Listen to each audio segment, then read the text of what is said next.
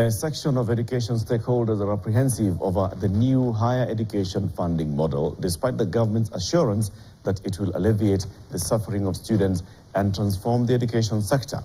Other stakeholders have reservations over the funding model, claiming that it will deny many students an opportunity to continue with their education.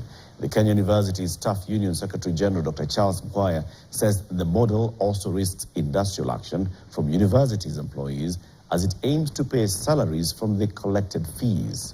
Bramwell Bwire with the details. For some time now, the higher education funding model has sparked varied opinions from stakeholders in the education sector. However, the government insists that the model is in the best interests of Kenyan learners.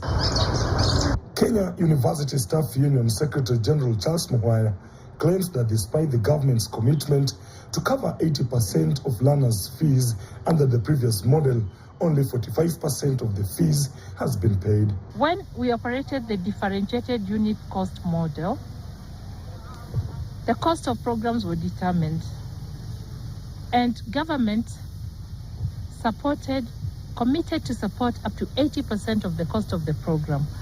That has never been the case. Right now, the government is giving less than 45%. So when the government says in the new funding model they want to give money to the student, if the old funding model they have not given, what guarantee do we have that it will give universities money? The University Workers Union is also concerned that the new funding model will place university workers in a difficult position as they will have to rely on collected fees for their salaries. The government envisages that once that model is fully operational, lecturers and all the university staff will be getting money, their salaries paid from that fee. Where on earth have you ever heard of our school teachers being paid salary from the school fees paid by their pupils and students? It never works.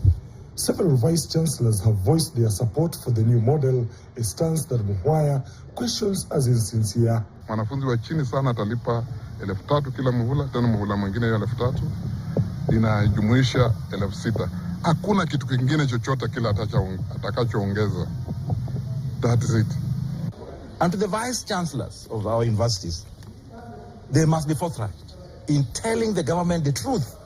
Let them not hide behind saying, oh, this model is going to be the best or is the best. They are struggling. According to data from the Ministry of Education, as of August 4th, 79,038 university students had applied for both loans and scholarships, while 74,237 students did not submit the application.